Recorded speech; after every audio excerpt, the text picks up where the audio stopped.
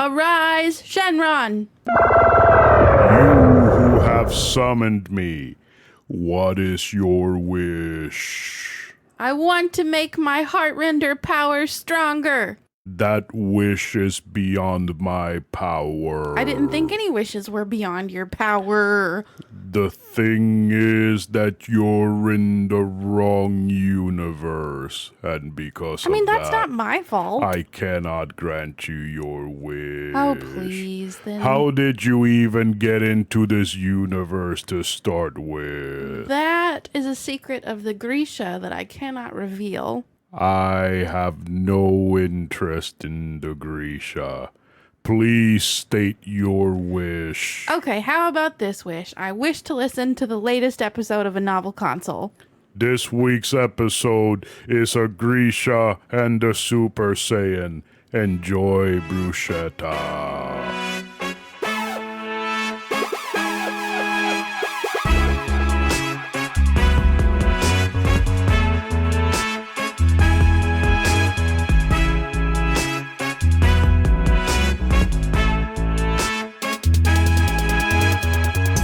Hello, welcome to a novel console where we just did our dumbest cold open yet. I don't know. There have been some really, really stupid ones before. I think about the pirate. My name is Chris, and with me is my beautiful co-host and wife, Keratin. Keratin. I think the pirate one was my favorite. What is the one line that you always repeat back to me? A pirate, like over yonder. It was so stupid. It was so so funny. stupid. They're all stupid. They are all stupid. And you know what else is stupid? What? Me? You? Us? Yes, both of us together, but more so than us. Downton Abbey. What? No, bitch. You shut the fuck up. You shut the fuck up right now. You shut up. You shut up. Downton Abbey. At least you're not calling it Downtown Abbey for once. It is probably the worst show that I have ever seen. It's one of the best shows ever made, and it's going to be my new Frasier. It is complete and utter nonsense. Like the other day I sat there trying to watch an episode with you. Actually very deep and has lots of world issues that were issues at the time. I sat there and I tried to watch an episode with you. He doesn't understand British accents. The other day. And what they were talking just sounded like random words being thrown around and because you weren't really paying attention. I was paying You attention. weren't. I was paying attention. No. It just sounded like words being thrown around in a phonetic way that it would sound like they would make actual sentences. But no, they were not talking. They were just saying words. It was terrible. Well, you know, that's exactly how I felt sitting through that fucking Dragon Ball movie. How I was miserable. what's it called? No, I don't have a word. Anyways, the thing is, we're talking about Dragon Ball today at some point. So yeah, you mentioned Dragon Ball, and we're talking about Dragon Ball. Yeah, Downton is amazing. It's one of the best shows ever made. I watched it in its entirety 2 weeks ago for the second time. I watched it as it aired. And then I started watching it again this week, and I'm already at season 5. The show is terrible. There are only 6 seasons in a movie. And they're supposedly making another movie, so we'll be going to see that at some point. I wonder if they're going to kill off that old lady, that mean one. I mean, if Maggie Smith dies, then yeah, they'll have to. But I don't know. She seems to really enjoy doing Downton, so I don't think she would agree to have her character killed off, maybe, to, round things up. Maybe. Oh, wait, no, I do remember. Yeah, spoiler, at the end of the movie, she did reveal that she is headed towards the grave.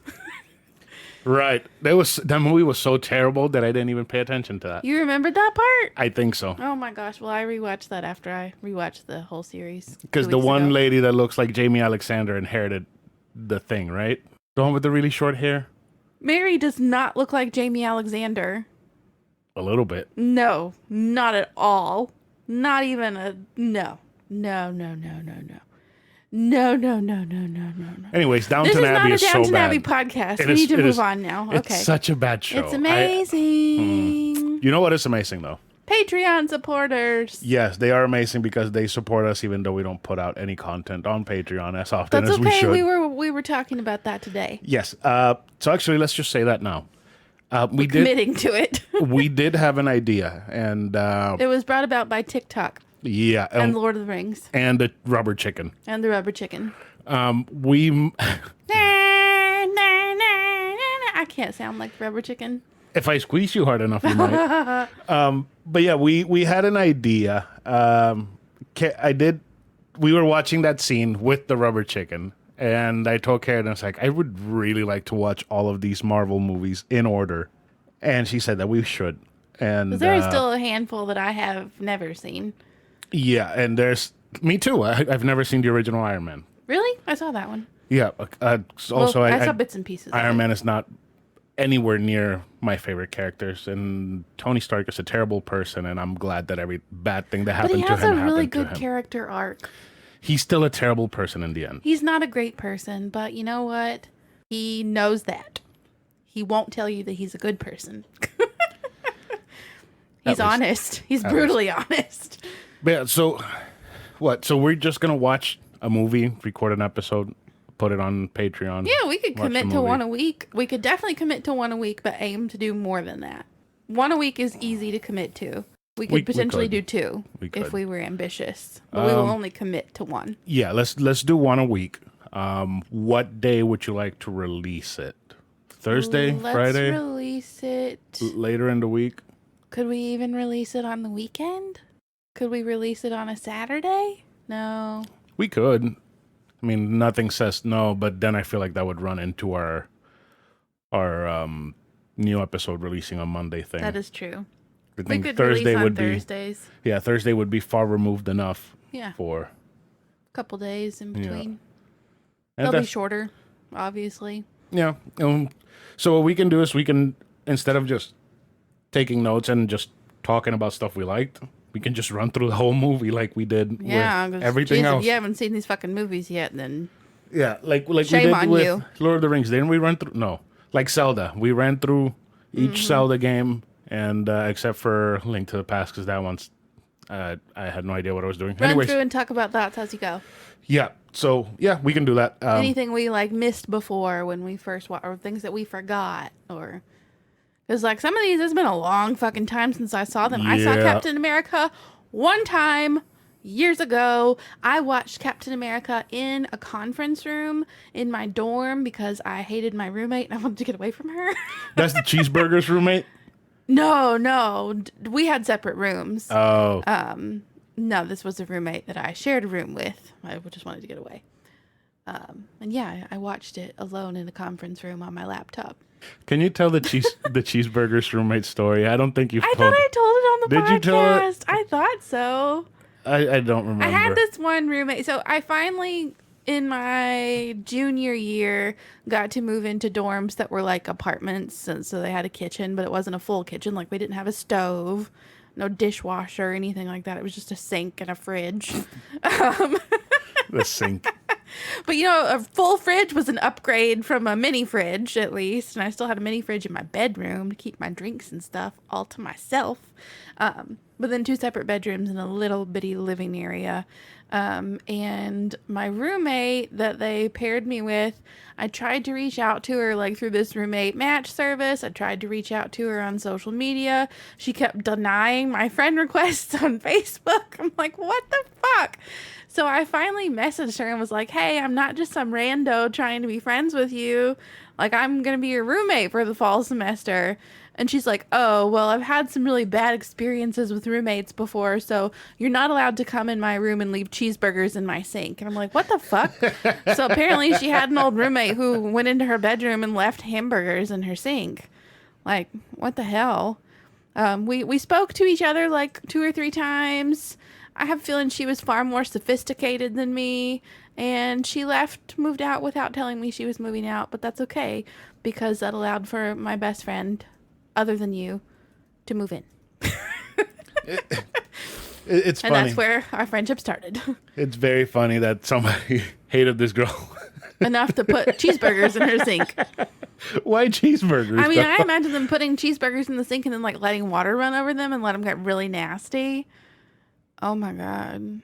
That would be I disgusting. want a cheeseburger now. All I could think is like somebody dropping a bunch of McDonald's like cheeseburgers wrapped in the thing and like just putting them in the sink and locking the bedroom door, the bathroom door, so she couldn't get in. And when she Oh finally went god. in, there's just a pile of cheeseburgers there for no Stank. reason.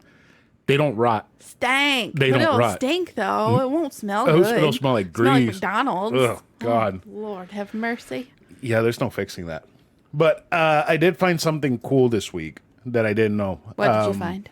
So it turns out that one of my favorite games of all time, which we gave away 2 copies of recently, Hades, has a God mode. Oh yeah, you told me about that. Or I was watching you watch a YouTube video about that. I was like, I didn't know that. So yeah, Hades apparently has a God mode, and basically what that means is you can play through the entire game without dying. That's pretty impressive. That is awesome, and they do that for accessibility. You know, people might not have time to play video games. People might have a disability where they're not as fast reacting, or they might just not get the game and they just want to run through the story because they like how the characters look. Whatever the reason is, it's great that it has God mode. It's such a great game. Everything, the gameplay, the characters, I love everything about Hades, and it having God mode and having more people be able to experience it, it's just awesome. It's just great. Pretty freaking cool. Yeah. Another thing that's kind of cool is that this week I saw a tweet on Twitter, and it is Super Nintendo games adjusted for the prices of 2021. So they adjusted these games for inflation, and these games, when they came out, they were 60, 70, 80, $40, because back then the prices weren't standardized. It was all over the place depending on what the publisher would like to charge. And right now, a $70 game is a steal compared to the prices that these games cost back then. Because $70 back then, in Earthbound's case, is $160.41. Holy shit! That is You would have to find a new hobby. You already need to find a new hobby. Hell Jesus no. Christ, it's so expensive. So yeah, so we got a couple here. This looks like it was a clip of some sort of catalog, and they just put in the new prices for what it would be for 2021. We have the original Killer Instinct for Super Nintendo for $156.85. Donkey Kong Country 2, $141.48. Which, okay, that game is fantastic. That price is understandable. Kirby's Dream Course, which is Kirby Golf, $115.85. I think that one was around $45 when it came out. Jesus. Punch Out, $142. Like I said, Earthbound, $160. And the original Donkey Kong Country, $141.61. So next time somebody says, oh, video games are too expensive now, it's like, They are really expensive. no, they're not anymore. They're expensive. They're super cheap compared to what they were. So is there a way to do like depreciating current money value to a specific year's money value to see how much it would be? There's probably some kind of calculator for it on the internet. All right, let's see. Give me a second. Let me see if I can find that. So I can't really find a calculator that says what $70 now would be back then, but I did find a text that did say that the math goes somewhere along of half the price. So $70 would be $35 back then. So we're practically getting these high-end, incredible games that are just beautiful to look at and amazing to play for $35, $19, $90. So I'm not going to complain. And we do have an email, a good email that I forgot to pull up. I'm going to pull up right now. Guess who the email's from? Burger Champ. Of course it's from Burger Champ. He writes in every week, and we love him Thank for you, it. Burger Champ. So this week's email is all about food, is what he says. Nearly a year in, we know all about your takeout habits. They're pretty bad. Yeah. We're having to cut back. He asked, how often do you guys cook at home? What are some of your go-to recipes? Would you consider rating a recipe? Maybe for the patrons? Maybe if a patron sends you a recipe? He says, sorry for the minuscule offerings this week, but work has been a bear, and I got short on time. Burger Chip, it's completely fine. We know how terrible work can be.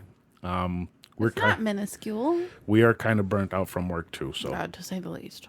We're always burnt out. Yeah, that's true. We just need to become millionaires and stop working. Exactly. We were not made for work. No. Those people who say they would get bored if they didn't have anything to do, psh, bullshit. I have a whole bookcase. Yeah, we have tons of things we can do overflowing with video games that would keep me entertained if I wouldn't have to work. So to answer Burger Chem's question, let's start with the first one. How often do you guys cook at home? I want to say 4 to 5 times a week. Yeah, definitely recently. We were pretty good during the whole pandemic about cooking at home more often. I feel like cooking at home got better once we stopped having roommates. Yes, we did not want to cook at all when we had roommates. Never. Yeah. It was awful. Yeah. Awful. A limited fridge space, limited kitchen space, a mess in the kitchen always. We still have limited kitchen space, unfortunately. I'm hoping that one day we can move to somewhere with a bigger kitchen. Yeah, we both can't be in there while we're cooking at the same time. We can't be in there, nor do we have any storage space for anything. Yeah. Other than pots. Oops. Other than pots. Just cut all that out. Just cut all that. I'll try. So yeah, like 4 to 5 times a week. Yeah, because we obviously do go out once a week for garbage. We normally wind up going out more than once a week, unfortunately. And one for pho. And for laziness. We might have a lazy day.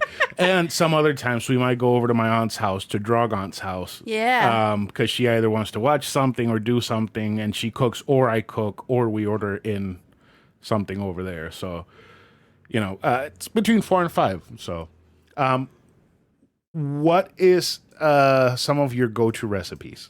I wouldn't say recipes, but we make a lot of mushroom risotto. Comes out of a bag or a box. and unfortunately, really the go-to one... Yeah, the box one is not being sold at Walmart anymore, apparently. No, it was Sam's Choice mushroom risotto. Or at least our Walmart doesn't ever have it in stock anymore. No. But Aldi does, so we're going with Aldi's. Yeah, it's fine. But we do a lot of salmon. We used to do a lot of curry, Japanese curry. A lot of rice and beans. A lot of rice and beans. Chuletas. You learned how to do chuletas. Yeah, but we can't eat that no more. No, you remember when I got mad at you for boiling the chuletas? Yeah, I boiled the chuletas. I didn't know what I was doing. We used to eat a lot of chorizo tacos, which are my favorite with thing eggs ever. Yeah.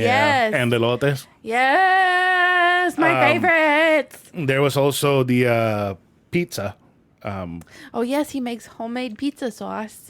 And it's the most delicious pizza ever with lots of blue cheese. Yeah, we put that sauce on cheese. everything whenever I make that sauce. That sauce is so good. It's all just, he makes it all by taste.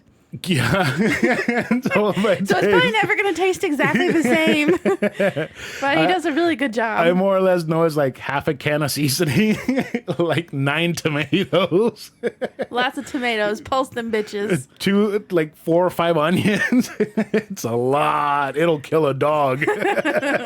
Lots of garlic. Jesus. Yeah, so kill vampires and dogs. It's a good thing Luna can't have it because she will die. The chuletas. There was one time where I was at work and Karen was hungry and she asked me, what time are you going to get out? And I'm like, I'll get out at 7. What are we going to eat? And I told her, just make the chuletas. Pork chops, in case you don't know what that means. All you have to do is fill a pot with oil, put it on high, season the pork chops on both sides thoroughly. And once the oil is hot, throw them in there. Because he knew I'd only season one side. I got home. I boiled them. She had the oil on low and the pork chops swimming in the oil. I didn't want a grease fire like you. I was so mad. I was very, very angry. You should have just let me stick with what I know. That there is was a nothing recipe. else to eat. There was nothing else to eat that day. White chicken chili. We weren't gonna make one white chicken chili in 2 hours. No, I'm talking about recipes, our favorite recipes. Oh, yeah, we haven't had that in a while either. I'm trying to get you off of the chuletas. So I pulled the chuletas out of the boiling oil. Because it wasn't even boiling. It was just like The hot oil, the warm oil. A lukewarm oil bath. I was letting them, Relax. yeah. I re-seasoned them, put that bitch on high, and threw them back in. I was so angry. I'm And they're like, so are you mad? sorry. I'm like, no. Are you mad? No. You Are were you very mad? mad. Just let me finish cooking. I was not happy. Let me teach you how to cook. Yeah. And if we would consider rating recipes. If somebody Just know that he has a shellfish allergy, so it can't be anything. please send me shellfish God. recipes so that I can die finally. No, any recipe you guys want to send our way, we'll try them out. We will rate them, and I'm pretty sure this would be a fun Patreon thing to do. Hey, even if you're not a Patreon supporter, do it. We'll review it. It will be. But Be a we'll lot of review fun. it on Patreon, so you have to listen to join Patreon. That's true. It's $2 a month, and it'll It's get so you cheap. everything else. And I love our Patreon supporters because they actually help us give out these games and books and shit that we give away. But yeah, if they send us recipe or anything, we'll do that. That would be fun. So that's enough of that. Do you want to go ahead and get into book talk? Yes. All right, so this is book talk.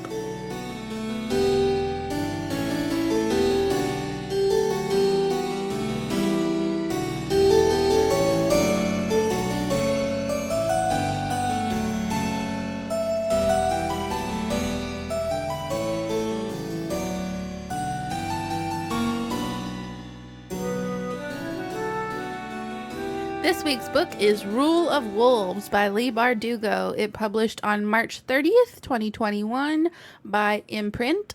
It is the second book in the King of Scars duology. The first book published sometime before we moved into this apartment because I remember reading it with the roommates. What? Not literally with the roommates. I'm just thinking to myself that I read it in the last apartment. Oh, okay. Yes. Okay. So this book follows Nikolai Lantsov. He is the king of Ravka, but let me take it back even further than that. So we have the Grisha verse. If you're familiar with the Grisha verse, you know that there's now a TV show on Netflix and Luna's digging a hole in the floor. We're probably not going to be able to hear it at all. And I just drew attention to it. Oh boy. I'll let her go happy. Okay, so we have Shadow and Bone, which is the Netflix series right now. Shadow and Bone, the TV show, brings together the trilogy of books, Shadow and Bone, with the duology, 2 books, Six of Crows, brings those 2 worlds together. Basically, Shadow and Bone focuses on the Grisha. Grisha are people who have powers. They're kind of like elemental powers. So you have heartrenders who can like fuck up your heart. They can like slow it or speed it up, kill you. You have corporalky, etherealky. I don't know how to pronounce any of these things. But basically, squallers, people who can control the air or the weather. Ones who summon the sun. Ones who summon the darkness. The people who summon the sun have to be unbearable. So They must be so bubbly and happy all the time. well, Shadow and Bone starts with the fact that you have a Darkling, the Darkling. He's like the head of the Grisha. He controls darkness, basically. And there is no Sun Summoner. Like, it's a legend that the Sun Summoner can help the Darkling destroy this, like, thing that's cut the country in half. It's like this black void full of monsters that you can't cross through. Okay? And then the Sun Summoner shows up. Then you go through all those books, and basically she like sacrifices herself, but she doesn't die, but she loses her powers, and then her powers go into all these other people, and they become sun soldiers. They have the powers of the sun. They become what? They sun soldiers. Sun soldiers? Sun soldiers. Shut up. Okay. Do they praise the sun? Oh, God. In all of that, you have Nikolai, who has become the king of Ravka. That's where all the Grisha are. And this thing happens at the end where like they think they kill the Darkling, and part of the Darkling winds up like inside him, and he turns into a demon sometimes. So King of Scars is like following him, getting used to his demon, and he's like kind of sort of trying to shack up with this woman who controls the wind and shit and the storms. I'm talking out of my head here. So it's basically Wolverine and Storm, but Wolverine is trying to hook up with Storm. Yeah. Yeah. Well, think about it that way. Which has happened a million times in the comics, but So yeah. Russian. Now it's Russian. Yes, it is Russian. Big spoiler alert. King of Scars ends with them realizing the Darkling is not dead. He's there. Living in his heart. Well, so like there's this whole So complicated it's like, bit where they go into this like other realm where they're with the saints who are Grisha that have died, and like one of them is a dragon, and this other one tries to get them to do this thing where they pierce the heart with a thorn, and I don't even know, and the Darkling comes back through the eye. It's a whole hot mess. It's not, he's not alive in the sense like he died, but he's will like always be Voldy. with. Oh God. He's like Voldy. He's You know trying to what this figure is? out how to get. It's You- Harry Potter. You know what this in series Russia. is? What? It's an anime. Oh God. This series is an anime. The more you talk about it, the more it sounds like an anime. That's nasty. Like That's nasty. if you say you don't like anime, you're lying. I hate anime. Because I hate it. I hate it so much. multiple series, right? All of these crazy powers, and there's demons, and there's darkness and voids, and like Somebody turns unlikely into heroes. a dragon. Exactly. It is anime. I just ruined this series for you. You are never going to read this series again. This isn't one that I would have wanted to read again. I did read the Shadow and Bone trilogy a second time, and I was thinking about reading the Six of Crows duology again, but it's a big commitment. So Rule of Wolves picks up with us, obviously knowing that the Darkling is not dead. He's taken over somebody else's body. And this book is really fucking long. It's like 600 pages, and I'd say for the first like 300 pages, nothing happens. It's quite, it takes a long time to take off. It takes a long time. One of the things I really liked is that you've got several different characters that the story is following. You have Nikolai, you have Zoya, you have Nina, you have the monk, who the Darkling took over. So basically you have the Darkling. You have some little side characters that they throw in every once in a while, so you get a chapter like not from their point of view but focused on them. Okay. It's third person, it's not first person. Okay. I see. So I do really like that we get to go back and forth between all these different characters, and it keeps things a little less boring for that first half when nothing the fuck is happening. But it's really cool because we get like a new love story. We get multiple new love stories. We eventually find out that one of the characters is kind of trans. Because that's another thing that some of the Grisha can do. They can tailor, so they can alter your appearance or their own appearance. And this one girl winds up tailoring herself to be a boy. And she's like, oh my gosh, I feel like I'm finally in the right body. So that was cool. There's lots of action. Like I said, there's somebody that turns into a dragon, which is pretty freaking cool. But that's a, well... sorry, that's a spoiler. It's a big spoiler. You already said that already? Yeah, that somebody I did. Big spoilers. I won't spoil any more of the plot. But there's lots of action, lots of deceit, lots of, oh my gosh, I can't believe it. And I really enjoyed it, despite the fact that the first half of it was so slow. One of the biggest plot points that carried over basically through like most of the series is that another country is trying to overthrow Nikolai and claim that he's not the true king because his father was not the king. His mom, got a little promiscuous and fucked somebody else. And that's not his daddy. Turns out it's true. It wasn't his daddy. He had a different daddy. and he may or may not keep his throne.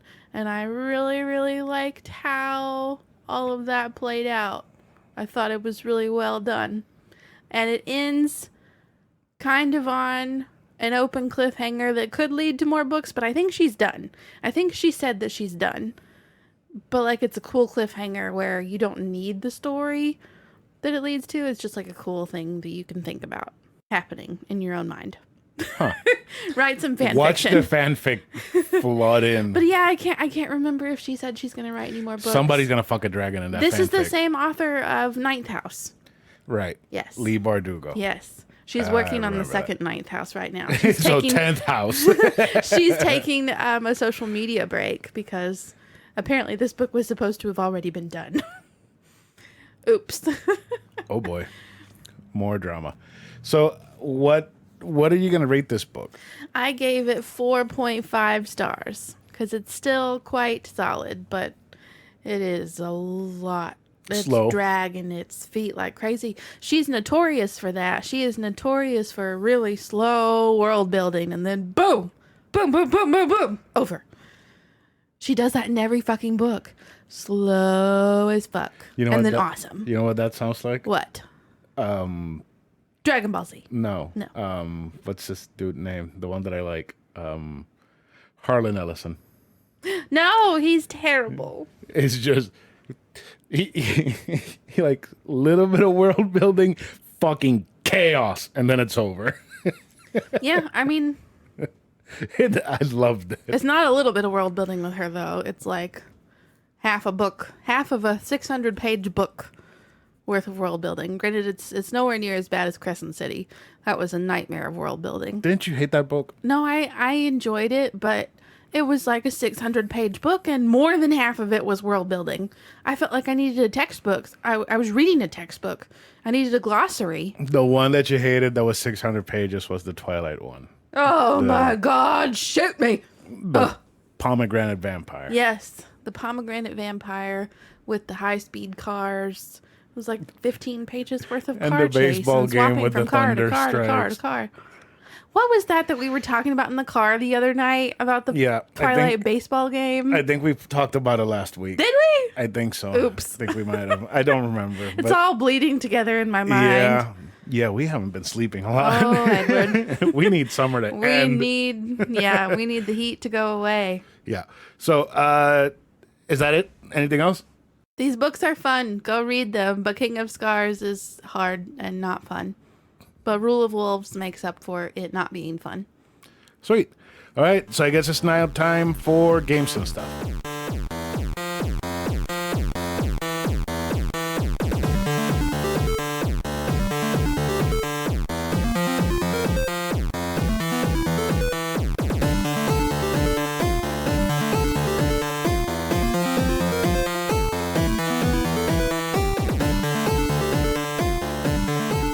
So for this week's game, we have Dragon Ball Z Kakarot. It's an action RPG developed by CyberConnect 2 and published by Namco Bandai Entertainment on PS4 and Xbox One on January 17th, 2020. It recently got a release on the Nintendo Switch as well. In the game, you follow Son Goku and the Sea Warriors as they fight through the sagas in the Dragon Ball Z anime/manga. The graphics in the game are beautiful. CyberConnect did a great job of bringing the world of Dragon Ball Z to life. The character animations are incredibly well detailed, and it's almost a one-to-one recreation of all of the anime scenes. Oh my god, I loved the scenes. It looked great. You mean it was like the same as the anime? Almost. I see. Yeah. The character models are all 3D cell shaded, so it's great because you see these characters in 2D all the time in the show, right? And then you see at least Goku from the front, and he has 3 spikes on one side, 3 spikes on the other. You see it from the side, he has 3 spikes on the front, 3 spikes on the back. It turns out he has like 20 spikes in his head. What the heck? He has a lot of spikes everywhere. So every time you move the camera around, you see like his spikes in his hair are facing the way that they should. But when you look at him from the top, he kind of looks like somebody just stuck pins in his head. So, but that's pretty cool. I mean, there's something about being able to look at these characters from Dragon Ball Z that you grew up with watching on TV and just being able to see like every detail in their clothes and whatnot? I'm looking at Goku right now, Yeah. and this boy, he needs a hairbrush. He needs a hairbrush real bad. So it turns out that Saiyan physiology won't let you do anything to your hair. But why is Goku's hair like wackadoo compared to the rest of them? I'm looking at him next to these other guys, and he has spikes at the back and spikes at the front instead of being a cone head like the rest of them. Like Vegeta? He's got a gap. He has a bald spot. He has a bald spot. He doesn't have a bald spot. He has a bald spot. So if a Saiyan cuts his hair, It grows right back. no. No. It stays like that forever. What? So did Goku cut himself a bald spot right there in the middle of his He head? doesn't have a bald spot. He's got a wonky part where he ain't got any spikes. That's his round head. Well, the rest of them don't have that. But anyways, and he can comb his hair or do whatever he wants to his hair, and it will just flop back to the way it was originally from birth. Because from birth, his mom had to push that out. That's insane. Yeah. So It's like a porcupine. exactly. Imagine that. So it's pretty cool to look at the character models and everything, and the game just looks amazing. The sound design is great. I love the sound design in the game. They used a lot of the classic sounds from the show, along with bringing back the voice actors from Kai to reprise their characters. I am not a fan of Kai. Why? So Kai, why? Dragon Ball Z Kai is basically Dragon Ball Z without the filler episodes, without the excess violence and gore, and without the bad words and the racist stuff. There's a lot of racist stuff in Dragon Ball, which is really bad. Which I'm glad that they took out all that Reminds me stuff. of those old people at the restaurant last night. We'll talk about them later. Yeah. So the racist stuff, fine, get rid of it. But they did take out a lot of the action that is actually important for the plot of the show. It's a show about fighting. All of the violence in the show is important. So, and the characters, the voice actors, they just sound wrong compared to the ones that I grew up with. Because some of them are exactly the same ones that have always voiced these characters, like Goku and Vegeta, Sean Schemmel and Christopher Sabath. But then they changed some characters like Bulma, Gohan, and Frieza. They just sound wrong. But I didn't feel like reading, so I played the entire game in English. And it worked for the most part. It sounded wrong. But for me, probably the music is my favorite part. Because they used the classic anime music from the show in the game instead of using the American version of the music. So whether you play it in Japanese or in English, you get that feeling of you're watching the original Dragon Ball with the subtitles like you used to when you were a kid. And That's cool. it's just wonderful. The gameplay is the definition of repetitive. So basically, you fly around the world map and fight enemies, complete quests that culminate in fighting enemies, collect items you gain from fighting enemies, gain new abilities by fighting enemies. Pretty much, if you want any type of result in the game, you need to fight someone. So everything ends in a fucking fight. Oh, I need an apple. You go get the apple. Fight somebody to get Exactly. it. Oh my God. Yeah. So That's obnoxious. it is. There are some crafting elements. First one is foods. You can craft different foods and eventually meals that will help you gain extra XP, money, and higher damage output, stuff like that. Others you can use to upgrade vehicles you get, which for some reason you get vehicles. But it's cool because there is a part where they kind of do the filler episode where Goku gets his driver's license. Other than that, the driving is kind of useless in the game. And the world is split up in different areas. This includes the regular Dragon Ball world, the Kai's Planet, King Kai's Planet, Kame House, West City, Orange City, Korin's Tower, Kami's Lookout. Everywhere you can think of the Dragon Ball Z anime and manga, you can go there. So basically, you select the place you want to go to. You go in there. You can fly around the area. The area's filled with enemies. And the enemies all range from lowly Cybermen to Red Ribbon Army robots. So basically, if it's an enemy from Dragon Ball Z, you'll probably see it and fight it, which that was pretty cool. And the fights themselves aren't terrible. You do have a regular attack button, a key blast button, a block, a dash. You also have the use of one of the triggers, the back buttons on the controller, plus a regular button to do a special attack, like the Kamehameha. You do have the ability to have transformation, so you can turn Goku and whoever's a Saiyan or whoever else gets an ability unlocked to transform into a higher level. You can do that as well. You just press both triggers, press one of the buttons wherever you have that ability assigned to, and you would turn into either Super Saiyan, Kaioken, or whatever. So the thing is, you can also gain some stronger versions of the attacks you have. So you have the Kamehameha, Super Kamehameha, Ultimate Kamehameha, Destructive Kamehameha. But in order for you to get these, you have to be at a certain level, go to a specific spot, and then fight a group of enemies that after you beat them, they give you the Kamehameha, the next attack or whatever. Which again, in order for you to get any type of result or any type of whatever, you need to fight something, which is kind of annoying. So the game also does have some DLCs that I did buy and I played. Basically, this is the only reason why I'm reviewing this game, because I played all the DLC and I remembered why I really am about the game. And the first DLC that we have is A New Power Awakens, which is basically a retelling of Battle of the Gods. I don't like the retelling of Battle of the Gods. And basically, it just turns into do these sets of training, get a new form, do this fight, you're done. And the trainings that you have to do are like 4 fights against Whis over and over again. The cool thing is that you do get sacred water, which it actually helps you level up your character. So if you just buy the game without ever playing it before and you buy this DLC, you can get all the sacred water, get your characters to the level you want, then you don't have to struggle throughout the entire story. You can just blaze through the whole thing. Which it was fine, but I wasn't a fan.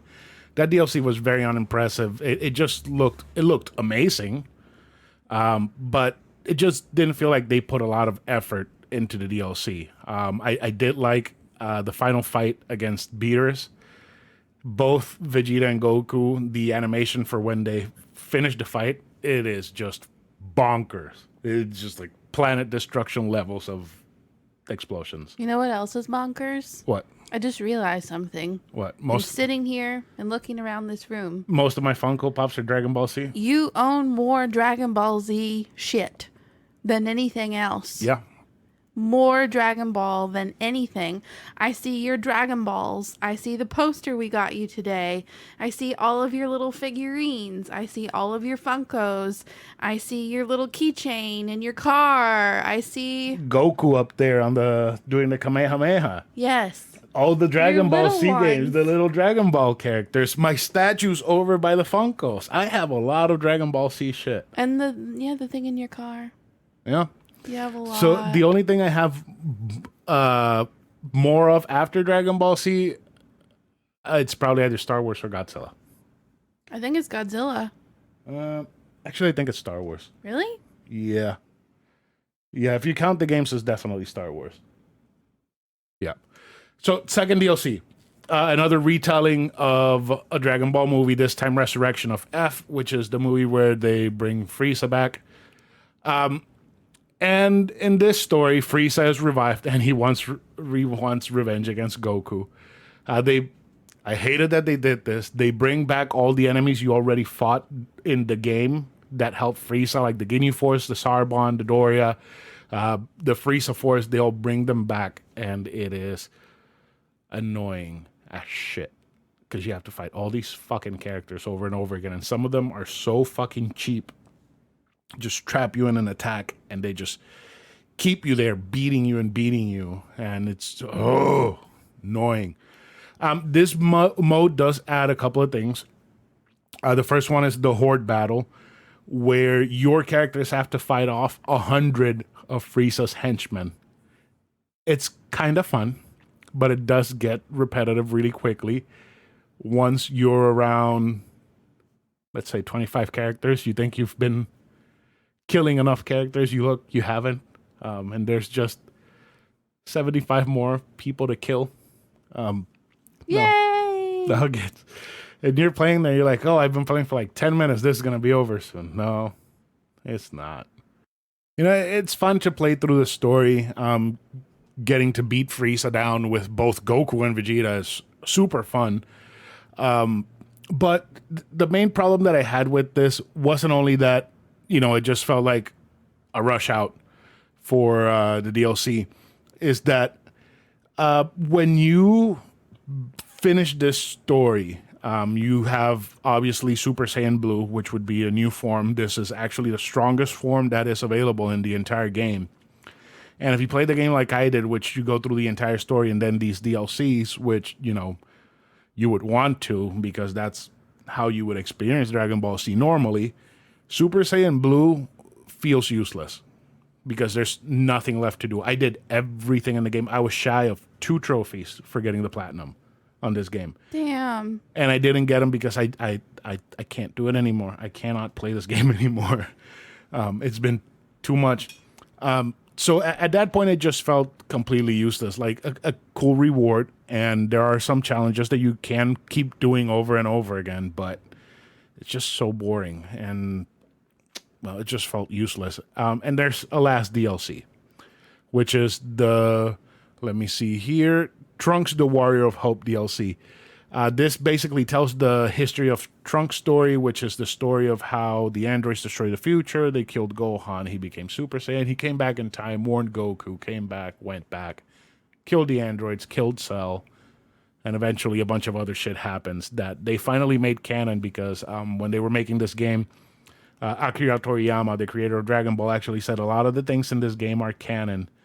So you're going to see a lot of stuff that you haven't seen in the manga or in the anime. It is canon if you see it in this game. So this is what they added at the end of this is pretty much canon. This DLC just felt very, very long.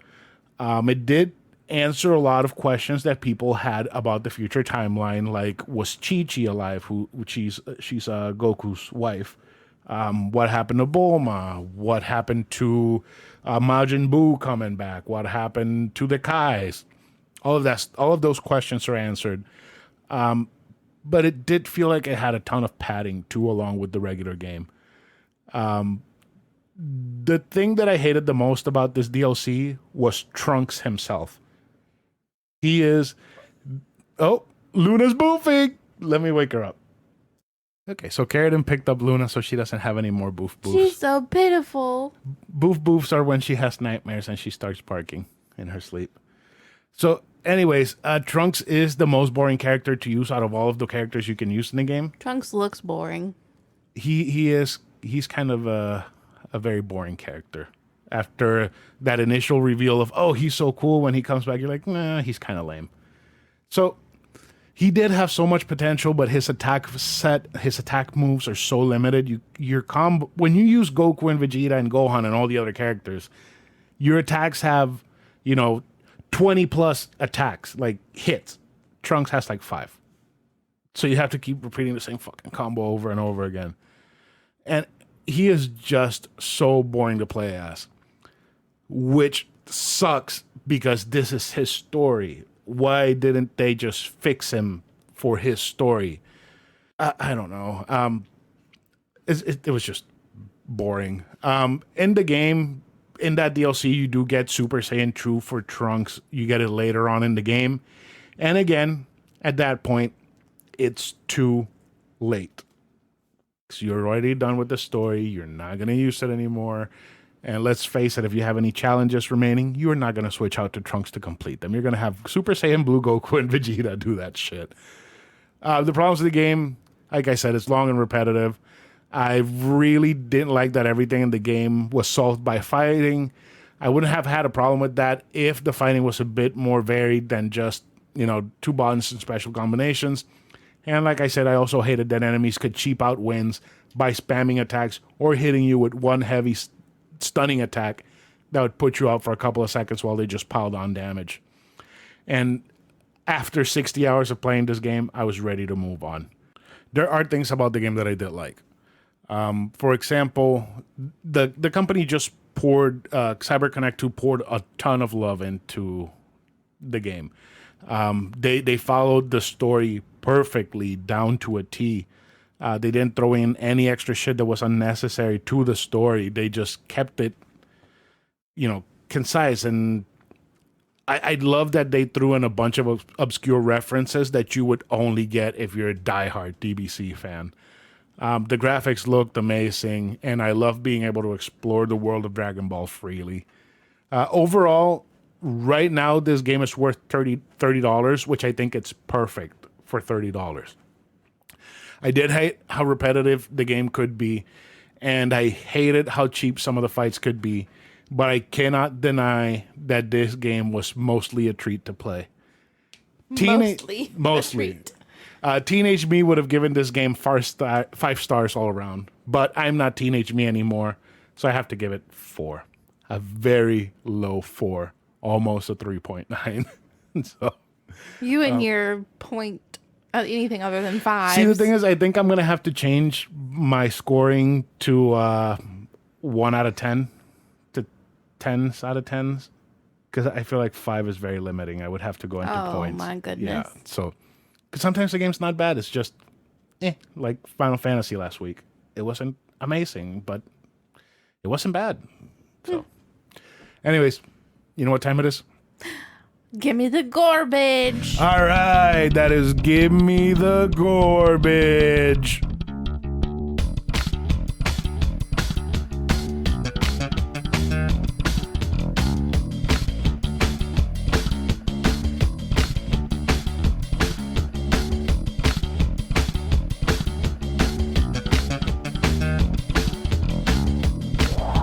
This week's restaurant is Giovanni's in East Orlando. We didn't think to look and see if this was a chain. It's not. Okay, it's not. No, it's not. Okay, so Giovanni's in East Orlando. It is an Italian restaurant and pizzeria. And we just decided last night that we wanted to have a date night because we were both off today. We wanted to have some fun together. So we picked a restaurant after hours and hours of going back and forth with each other about what we wanted to eat. And my husband decided he wanted some really good Italian food, not from Olive Garden. So we popped into Giovanni's. That was important, not from Olive Garden. See, if I want Italian food, usually we'll go to Santino's. We want somebody named Giovanni or Santino to cook it. Exactly. Not Mark, who's just sitting in the kitchen and is white. Tyler. As fuck. Tyler, okay. Tyler. Or Josh. Yeah. Yeah, so we wanted some Italian food, and I was like, let's go somewhere nice where we can both kind of dress up a little bit and sit down and eat. I put on a dress and heels. Yeah, and you know what the best part is?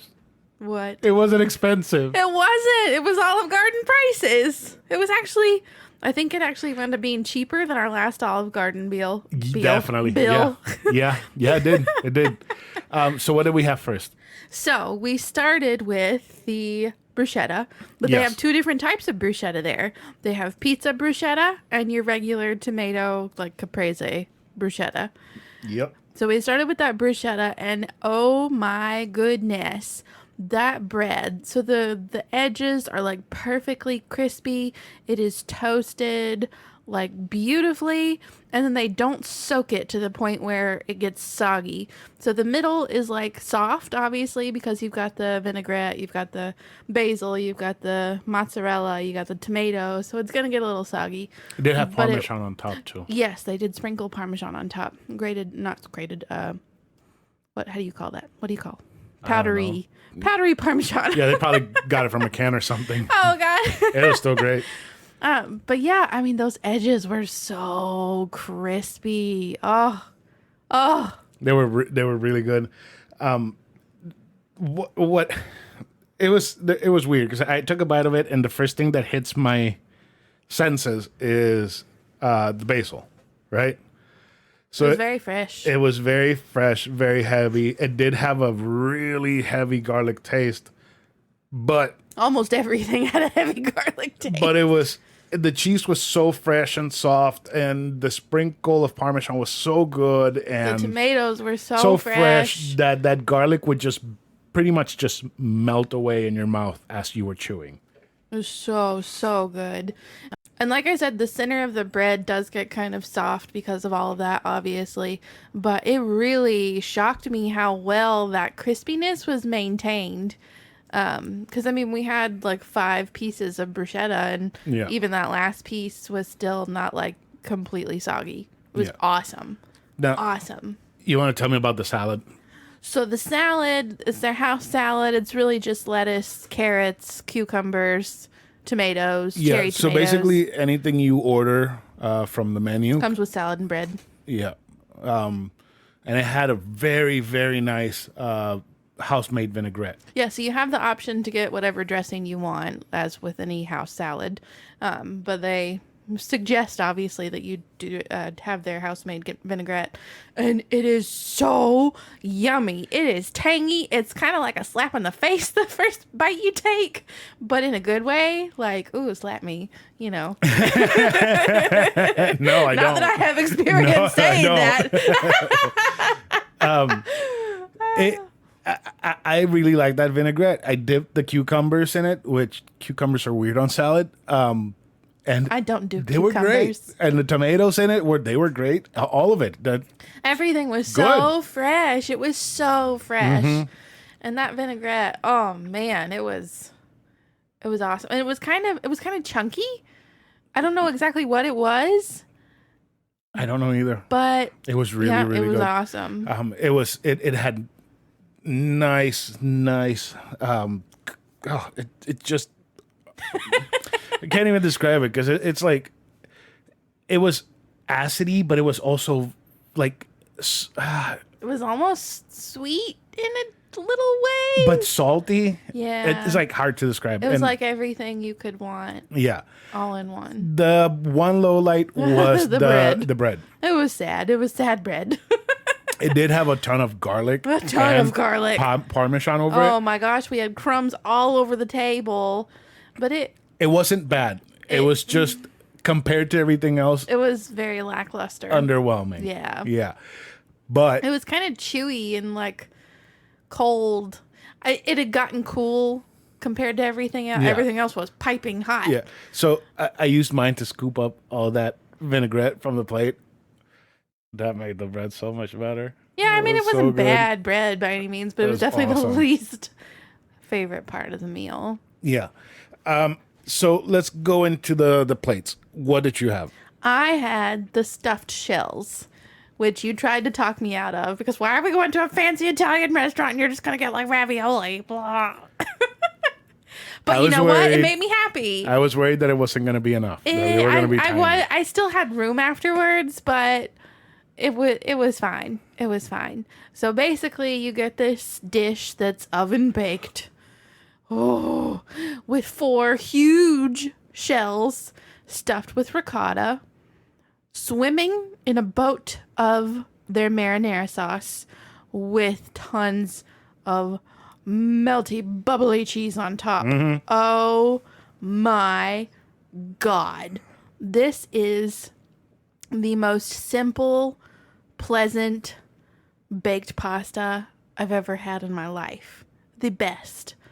The best of the best. I don't know what the fuck they put in that ricotta. I don't know what the fuck they put in that sauce, but it is not ragu. It is not prego. It is phenomenal. It and it is piping It was hot. really, really good. It never cooled down. That It's so the simple. ricotta. Oh, The ricotta was so good. So good. So good. And, And that the- sauce, the marinara sauce. And the shells were cooked perfectly. They weren't too soft. They were like still firm enough to really hold their shape, but So they not weren't- too firm. They weren't like chewy or anything. They were a little bit al dente. over so al dente is when it's kind of still Hard. crunchy. Yeah. Then after that, it just does it Soft. go off is Often? up is soft or down I don't under know. al dente or over al dente. It's somewhere in between al dente and super soft. Whatever. It maintained its shape and Yeah. it held the ricotta well. Yeah, I did have the veal marsala.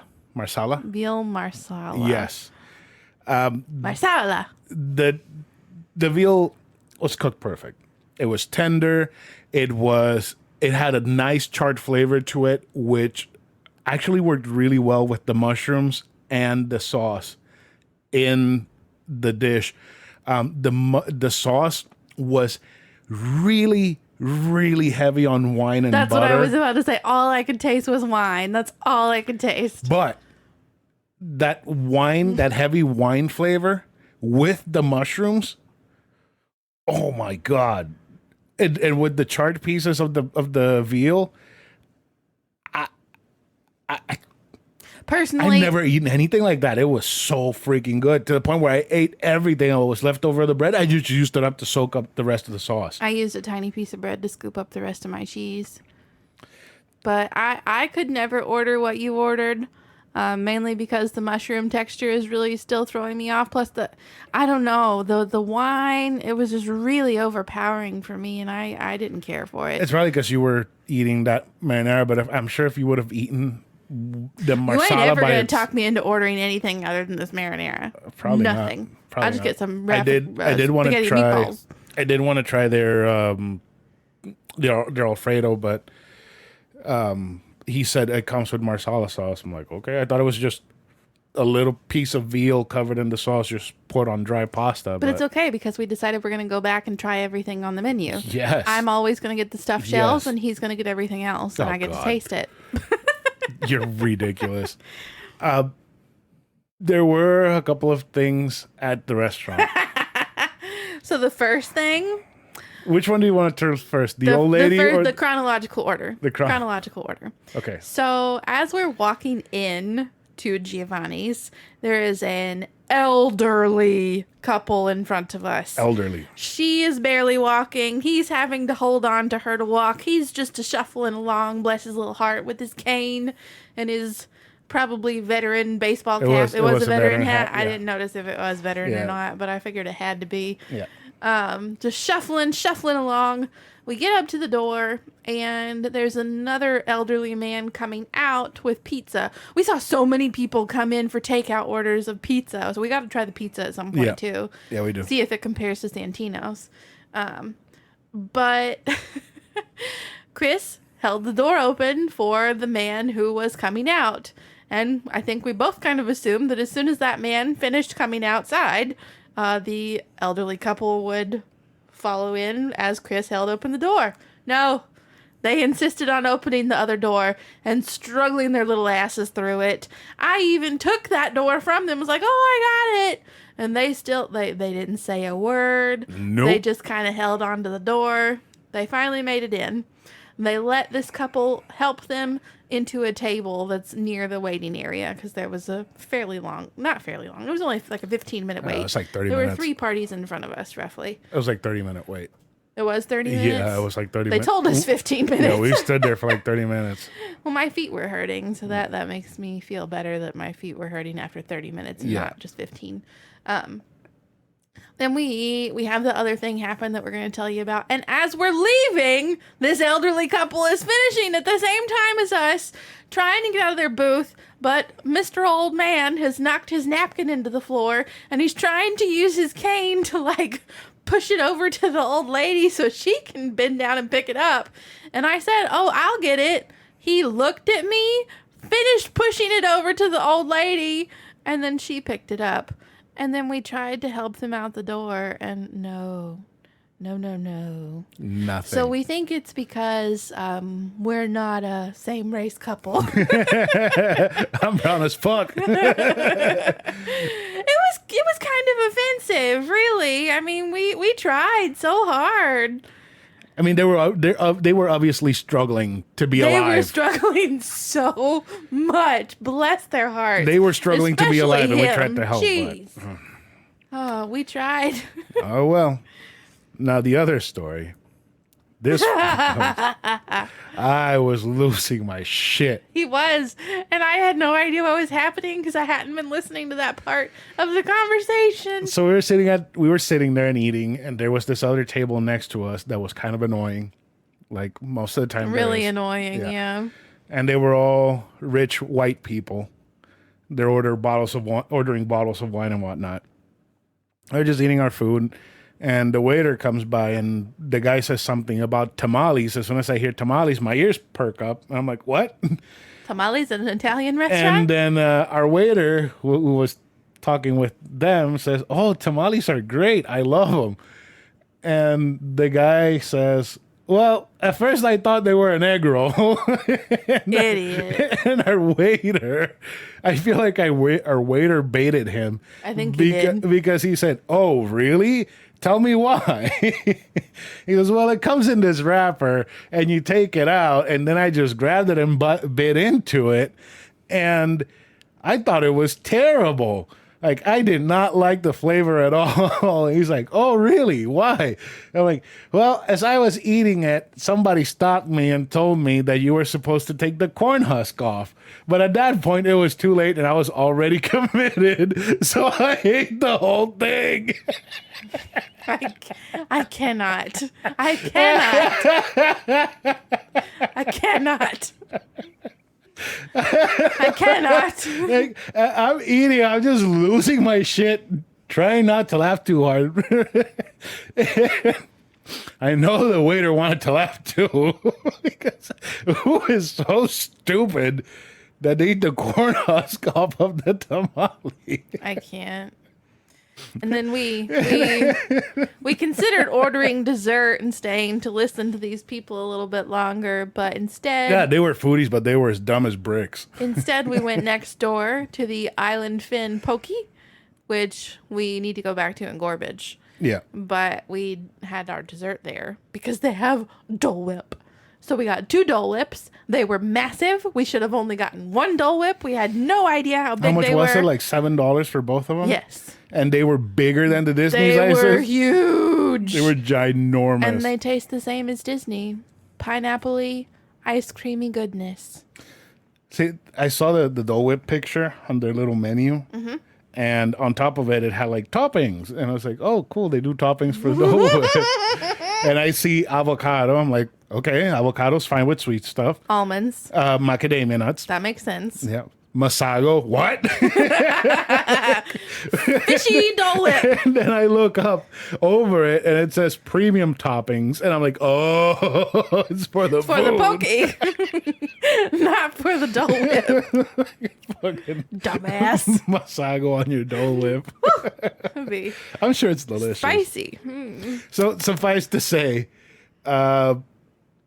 Giovanni's Italian. Garbage. Yeah, that's the highest rating we got. So good. It is so good. It is way above garbage. It is Bomb.com. wow. It is the best pasta we've ever had. Oh, it was so good. I felt like we were in Italy. And you were like, "Oh, I wish this is what I wish Olive Garden would always be, but it's never this. It's never this. It's never That's this okay. good." They have a cooler environment than Olive Garden. Yeah, they do. I mean, that place was packed. It was Yeah. popping. It was all an older demographic. We think we need to follow the old people from now on. Yeah, old people might know where it's good to eat. Yeah. White people food, not I'm sorry, colored hubby. people food. I'm so sorry. Because I'm sure we're not going to follow white people to You a soul weren't the food only restaurant. non-white person there. You were not. No, I'm saying that we're not going to follow old people Oh. to a soul food restaurant or follow old people to a Japanese restaurant. Yeah. So good. So good. Yeah, it was. Oh my god, it was so good. I did notice something. What? So while I was eating the veal marsala, like you could, and in your sauce too, you could taste like all the different types of stuff they put in and all the depth of flavor in it. And then you go and you think about ragu or prego or some of the bullshit that they sell in stores that they've commercialized Italian food too. And before I used to think, oh, it's just Italian food. It's simple. It's super easy. Where like you said, you see people on Food Network making it, and it's like, oh, it's ravioli. What the hell? Yeah, it's like, Super where the easy. hell are they just making like a shrimp scampi? Like anybody can make that unless things prove it. I tried to make a salmon scampi the other day, and I had to throw out the first sauce, and the second one was weird. So It was a little bit weird. No, Italian food is deep and complex and complicated. So yeah, don't buy Prego. Learn how to make it yourself. So much better. So let's go ahead and get into some housekeeping. Go sign up for our Patreon because we are definitely not funny. And we're also going to do the Marvel movie marathon, which I don't know why we would do it because there's really nothing Marvel coming out until, I think, November. The Spider-Man comes out. Remember to follow us on Instagram and Twitter at anovelconsole and on Facebook at facebook.com/anovelconsole. Don't forget, you can also tell your friends that they can find the podcast on most major podcast streaming platforms and that they can also listen on YouTube by searching for A Novel Console. Don't forget to tell them to subscribe, like, and comment, which we would like if they did. You should also leave us a review on Apple Podcasts and Google Podcasts so that more people can find us. You can also email us at anovelconsole@gmail.com and we will read your email on the show. And to the person that listened to 20 straight episodes this week, You're superhuman. Saturday the 31st.